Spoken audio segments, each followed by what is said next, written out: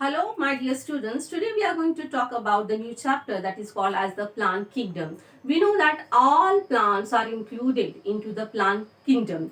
Plant kingdom has immense variability of form, structure and in reproduction too. It shows the variability among all group of plants. So plant kingdom has an different plant groups. Before moving further, we should know that there is a basic classification of the plant kingdom. Now you will ask me why there is a need for the classification of the plant kingdom. So the classification of this help us to understand how this plant can be divided or can be classified on which criteria.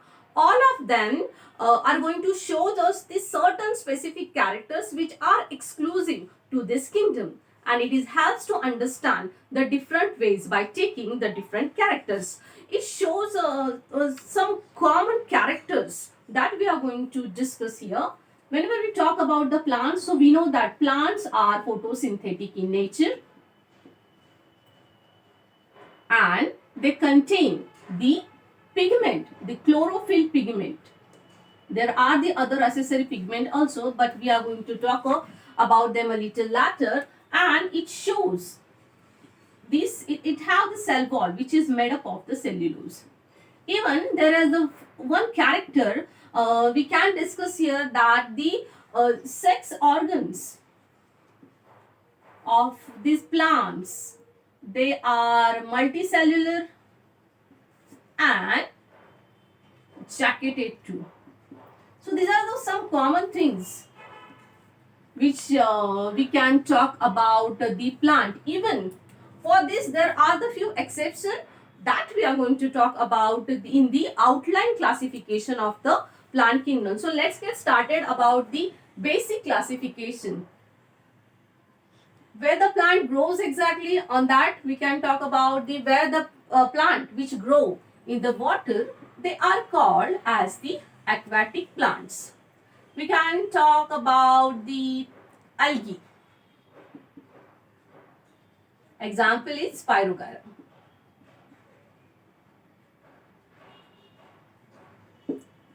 The plants which grow on the land, they are called as the land plants. Land plants are further divided depending upon the whether the vascular tissues are present. What does it mean by the vascular tissues? It means xylem and phloem. If the xylem and phloem are absent, that plant are called as the non-vascular plants. And when the xylem and phloem are present, we call them as the vascular plants.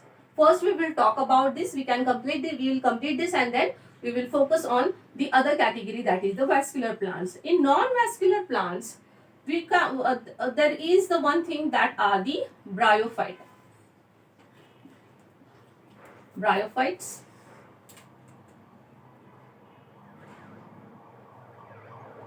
Example is Rixia. Second, we will talk about the vascular plants. If the vascular plants are reproduced by the spores, we call them as the pteridophytes.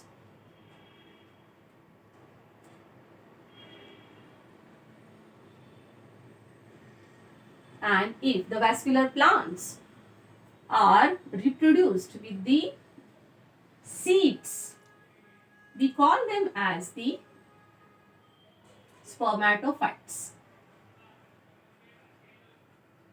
Spermatophytes are again divided into two categories, that are the gymnosperms and second it is the angiosperm.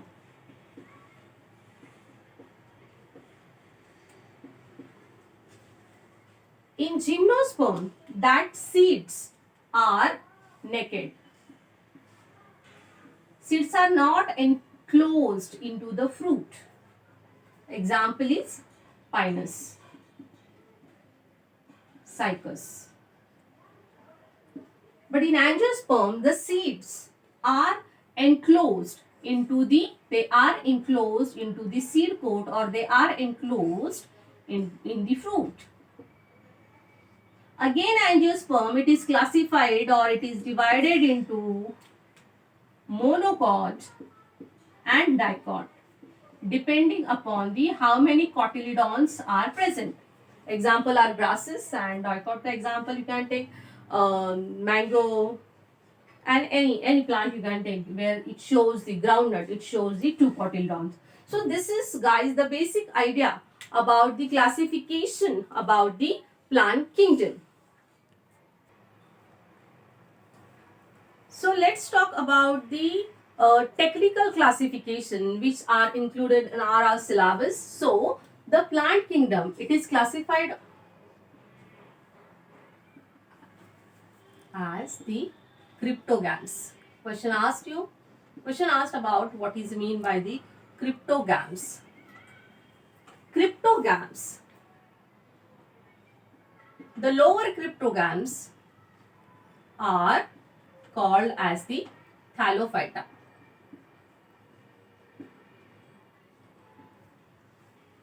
And the higher cryptogams are called as the bryophyta and pteridophyta.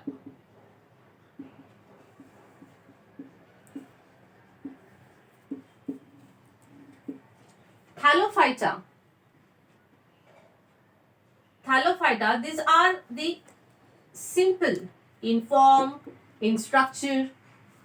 So, thallophyta, it is classified as algae, fungi, and lichen. Thallophyta, why it is called as the thallophyta? Because the plant body, it is not differentiated into root, stem and the leaves. So the plant body, it is simply called it as the thallus. So the algae is the autotrophic in nature. This is the thallus, it is autotrophic in nature. And fungi, it is the heterotrophic in nature.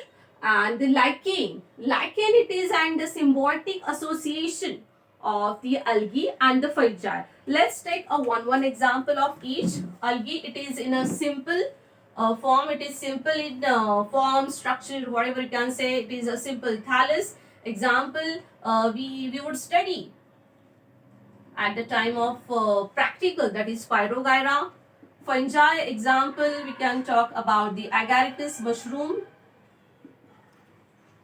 And lichen example, we can talk about the cladonia or the usnea. I'll repeat, lichen, it is an symbiotic association of the two organisms, that is algae and the fungi. Now, it's all about the cryptogams. Question asked you about define cryptogams. Question asked about the define thallophyta. You should know what is meant by the thallophyta. It is a lower cryptogams, and bryophyta and the pteridophyta, these are the higher cryptogams. Bryophyta, the plant body of the bryophyta, it is not differentiated into root, stem and leaves. Instead of true roots, rhizoids are present. And the example of bryophyta, it is Brixia. Pteridophyta, it is the most advanced as compared to the bryophyta and the thallophyta. When we talk about the pteridophyta, we talked about the ferns. Example, we talked about the Nephrolepis. We talk about the Pteris. We can talk about the Pteridium. All the detailed study we are going to see one by one in my next videos. So let's talk about, this is all about the cryptogams. Second category, we are talking about the phanerogams. Phanerogams, they produce flowers. They produce flowers. So these are called as the flowering plants. They produce fruits. These are called as the also the spermatophytes, or these are also called as the seed bearing plants. Phanerogams, as they produce flowers, they produce fruits, they are called fruit seed bearing plants. They are classified as the gymnosperms. Just we already talked about in a previous basic classification. And second, it is the angiosperms. Gymnosperm, example is cycas and the pinus. I told you in my previous session that gymnosperm, the seeds are naked. They are not enclosed into the seed coat, or they are not enclosed into the fruit. Angiosperms, these seeds are enclosed into the seeds. Example is mango. Now, again it is classified as the monocot and the dicot. Monocot examples are the grasses, and the dicot example, which it contains the two cotyledons and it contains only one cotyledon. Example, we can say grasses and the maize. यहाँ पे you can talk about the dicot mango, we can talk about the peanut, we can talk about the groundnut. So guys, this is all about the simple classification or the outline classification about the plant kingdom. So please press the bell icon button and subscribe my channel, and please let me know in the comment section that which topic I should cover in my the next video. So thank you so much. Bye bye and take care.